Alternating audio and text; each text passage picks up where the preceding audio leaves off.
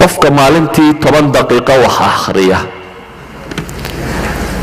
waxay yidhahdaan daqiiqadii hal page baa la akhriyi karaa. qofka 10 daqiiqo maalintii wax akhriya 10 page buu akhrinaya. hal sano haddaad maalin kasta 10 daqiiqo akhriyaysay macnaheedu waxa weeyaan 3650 page baad akhriday. waa mawsuuca, waa encyclopedia. that means 10 volumes baad akhriday. 10 volume mawsuuca xadiida ama mawsuuca tafsiira ama kan hal sano gudaheed baad ku dhammayn kartaa adigoo akhrinaya maxay 10 minutes only. 10 daqiiqo adigoo wax akhrinaya haddaad joogtayso oo maalin kasta 10 page 10kaa daqiiqo aad akhrido sanad markaad joogto yacni bil kasta hal volume baad dhammaynaysaa. volumeka 300 page meelaha kama badna, 360 page. macnaheedu waxay noqonaysaa bil kasta inaad hal volume dhammaynayso. wax 10 volume ka badan ayaad dhammayn kartaa sanad gudihii. haddaad nuso saaca wax akhrinayso maalin kasta ka waran, haddaad maalin kasta saacad wax akhrinayso ka waran, maxaad baran kari lahayd? cilmi intee leeg buu noqon lahaa cilmiga aad baranaysaa? sidaa awgeed waxaan leenahay ikhwati fi lcaqiida, maalin kasta haddaad 2 bayt oo gabaya qaybayso 10 daqiiqo gudahoodaad isku dayda inaad ku qaybto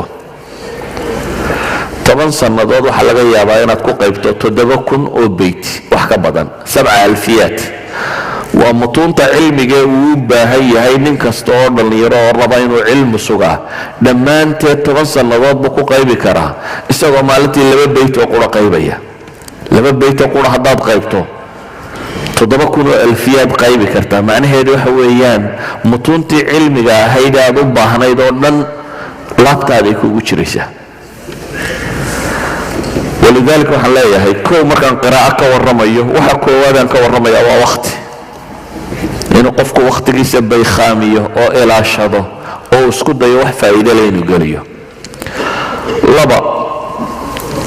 waxaan tilmaamaya waxa weeyaan qiraa'adu hadaf bay u baahantay in hadafka la taxdiidiyo goolka aad qiraa'ada ka leedahay.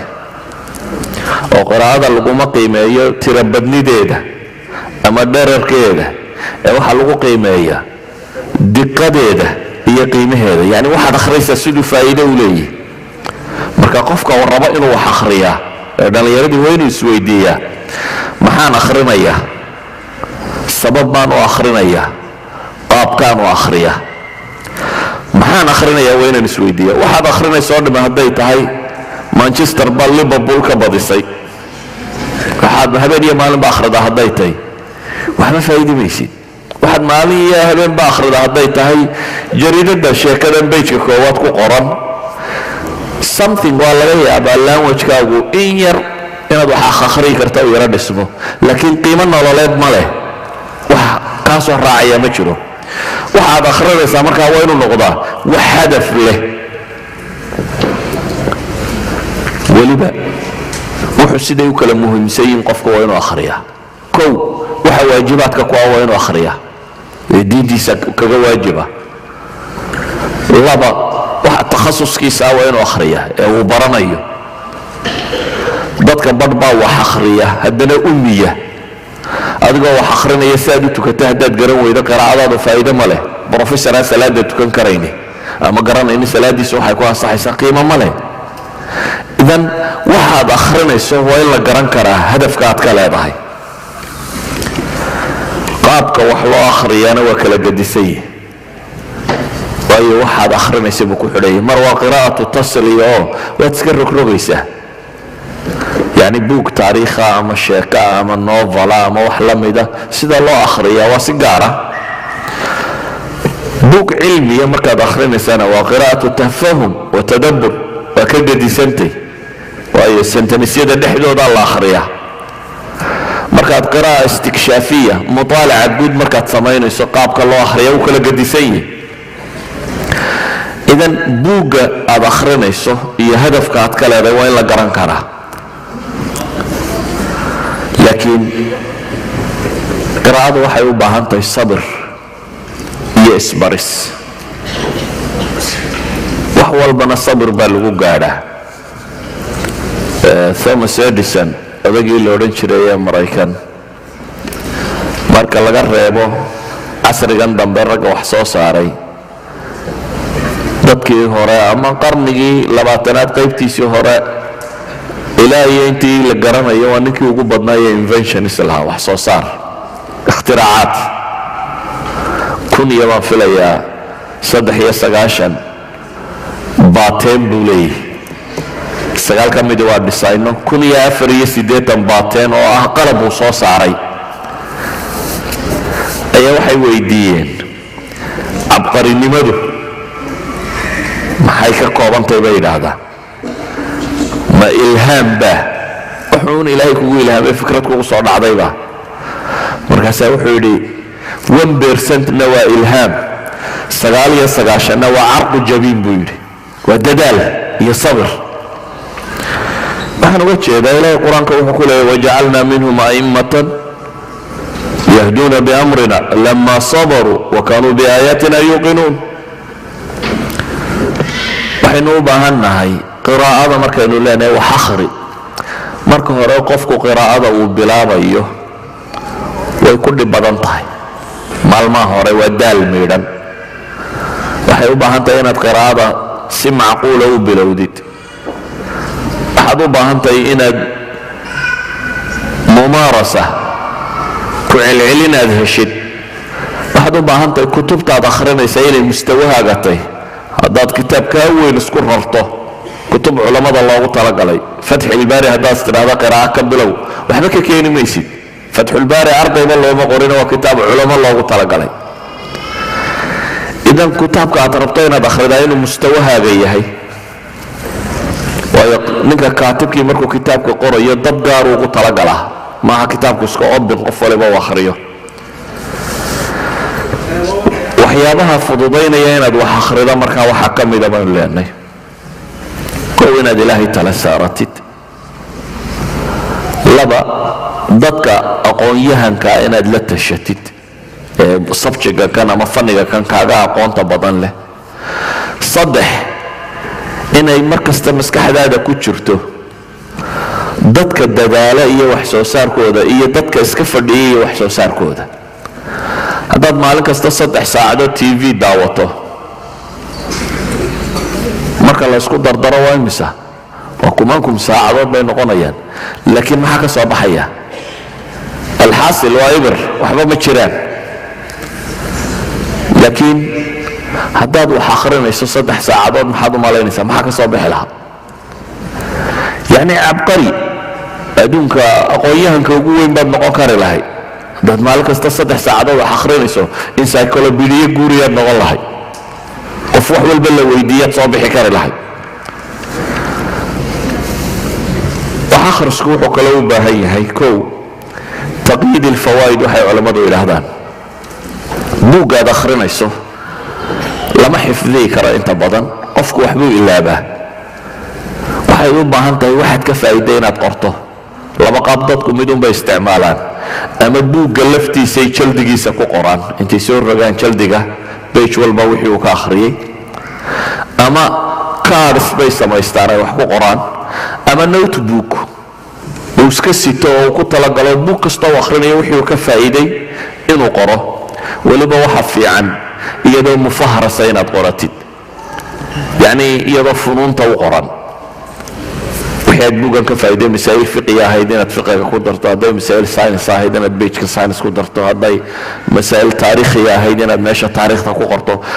fawaa'idda inaad mid walba gaarkeeda aad u qortoba ku fiican tahay. waxaa kaloo fiican siiba wakhtiga wax la baranayo, buug kastoo aad akhrido ishkaalaad iyo madmadowba kaaga soo baxaya iyo masaa'il aad hore u fahmi weyday. inaad qortid masaa'ilka aad fahmi weydo oo aad markaasi kula noqoto, ama kutub kale iyo buuga kaloo aad ka baadhayso, ama murshid aqoon-yahan aad ku tiirsan tahay oo fanniga kanaad wax ka weydiiso, ama calal aqal sheekhan cusub ee iminka dunidu wax weydiiso. sheekh google sooma taqaaniin? google haddaad ku dhufato jawaab kasta waad soo helaysaa tiro badan leh. marka aqallu shay inaad isku daydo mas'aladii kaa hortimi ama mushkiladii ku qabsatay inaad dib u baxsii karto. waxaana ugu fiican haddii subjectskaasi aad akhrinaysa aad u leedahay qof murshida aqoon-yahankaa roon. waayo culammadii hore waxay odhan jireen alcilmu makhzuunun fii butuuni اlkutub wa mafaatixuhu biaydi اlculamaa bay odhan jireen. waxaa la odhan jiray cilmigu wuxuu ku khasnadaysan iyo ku duuduuban yahay kutubta dhexdeeda ayaa makhsino oo lagu xidhay. stoorku waa halkaa, furayaashana culammada ah ayay odhan jireen. ninka caalimkii wuxuu ku barayaa how to read iyo waxaanaad akhriyaysa sidii aad u fahmi lahayd. idan waxay ku fiican tahay inuu qofku cid uu ku xidhma inay jirto. waxay kaloo ku wanaagsan tahay qiraa'adu inay tadaruj yeelato, koritaan inay yeelato. marka hore kuwa fudud inaad ka bilowdo sabji kasta oo aad bilaabayso, meel fudud inaad ka bilowdo oo da'daada iyo fahamkaagu ku salaysan, dabeetana aad korto. haddaad qiraa'ada ku celceliso faa'iidadu way ka badataa sidii hore. yacni buugaad mar akhriday ama kitaabaad mar akhriday, haddaad second time akhrido waxaad markii hore ka fahamtay wax ka badan baad fahmaysaa. walidalik baa adiibkii weynaaye masriga caqaad la odhan jiray baa wuxuu yidhi 3 buug oo fiican inaad akhrido waxa ka sii fiican buu yidhi buug fiican inaad 3 goor akhrido. yani 3 buug oo fiican inaad 3 daba dul marto waad ilowdo. caqaad wuxuu leeyahay waxa ka fiican buug fiican inaad 3 jeer akhrido. waxa kaloo waxyaabaha qiraa'aadka fahamka kordhiya ka mida siiba dhallinyarada marka la yahay in qiraa'a jamaaciya la yeesho. dadku inay naadiye qiraa'aad yeeshaan, club, oo ama buug laysu diro maalan 10 chapter uu ka kooban yahay, qofba inuu chapter soo akhriyo, dabeetana laysu wada akhriyo, laysu sheego. waayo waxay keensanaysaa chapterka haddii lagaa sugayo inaad si fiicanna u soo akhrido, si fiicanna u fahamtid, khulaasadiisiina inaad qofka kale u gudbisid, kuwa kalena khulaasadii samarigii buugoo dhan inaad si fudud u heli kartaan. aqoontiiyo dadku isweydaarsanayo, balliquu canii walow aayadii oo dhacayso dadkiiyo wax isgaadhsiinaya. waxa kaloo fiican bay dhahaan dhallinyaradu inta badan ariiqatulimtixaan qiraa'adkooda inay ku daraan inay wax iska weydiiyaan. hebel buugga ma akhrida, dabeetana la iswarsado oo wax la iska weydiiyo.